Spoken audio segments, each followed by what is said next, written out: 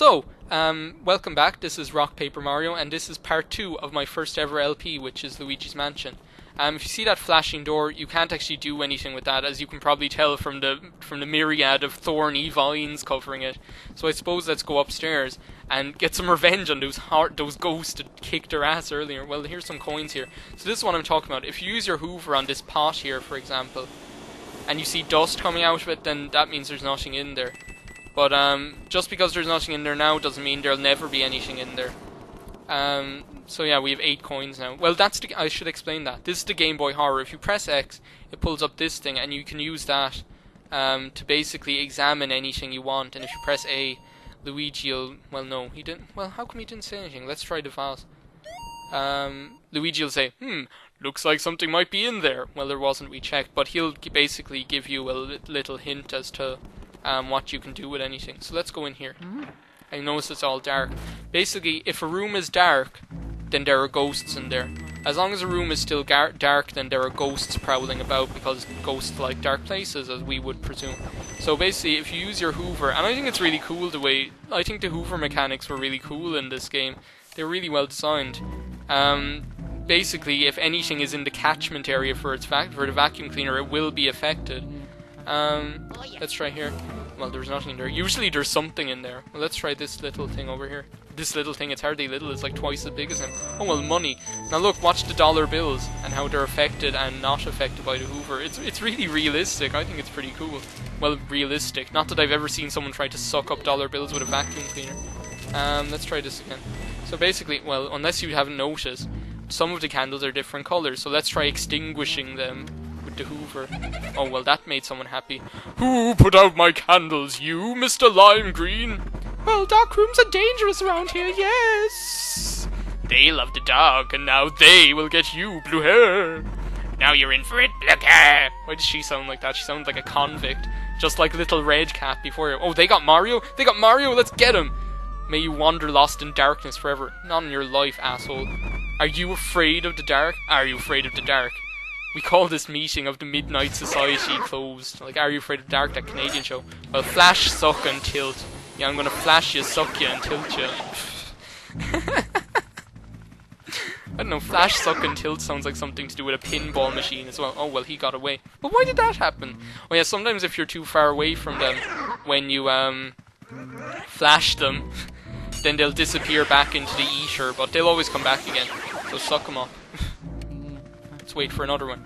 So, basically, you've got to catch all the ghosts, and they'll come out in rounds. Like, so there were 3 ghosts in that room, but all 3 of them won't come out at the same time. They'll come out once at a time. So, banishing all the ghosts that were in there caused the lights to come back on, and we can get this chest now, which has a key in it. And it's all like bling bling. Yeah, I got a key.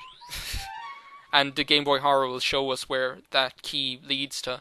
So basically that's the door. And you can see all the rooms that are in this house. And I love the way, you'll see later on how realistic this mansion really is, I suppose. That it actually, the map coincides. The map actually is extremely accurate. So let's open this door in another Resident Evil fashion. Here he is. Put the key in the door. Turn the key in the door.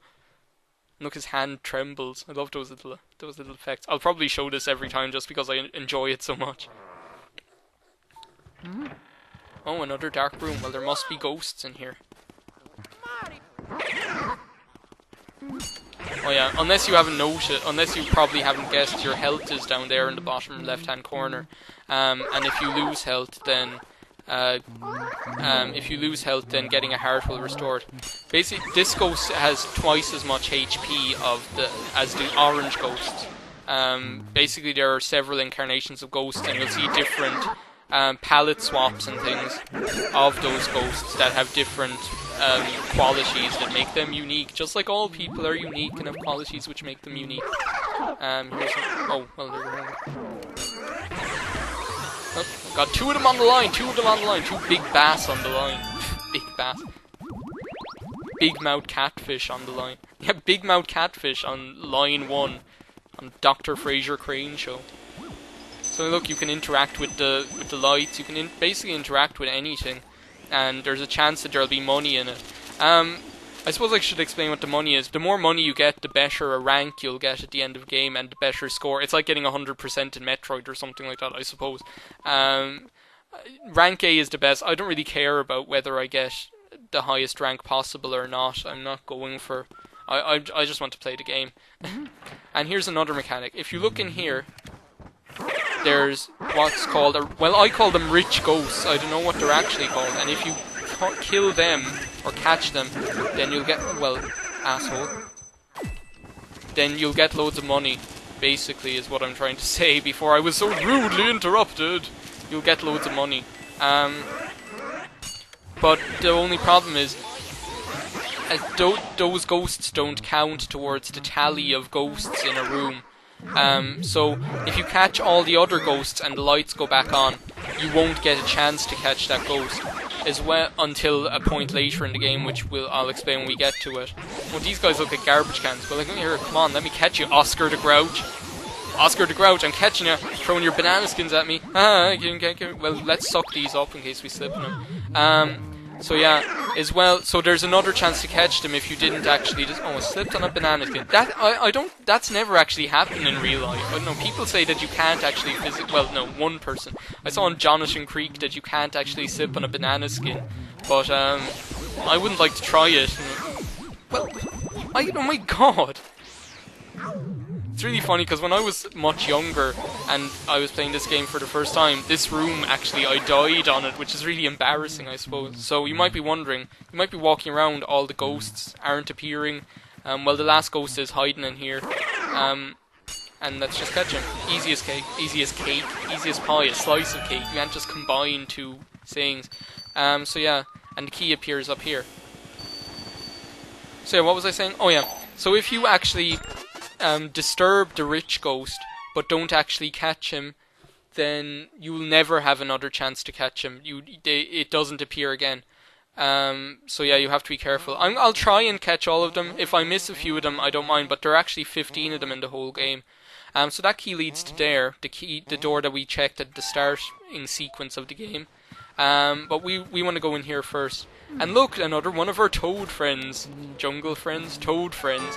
Wah wah! And he basically gives us the same spiel as the other one has. And he turns on the lights in here, which I don't know if he had that power to do that. Maybe he just needed confidence to do it when we were in his presence.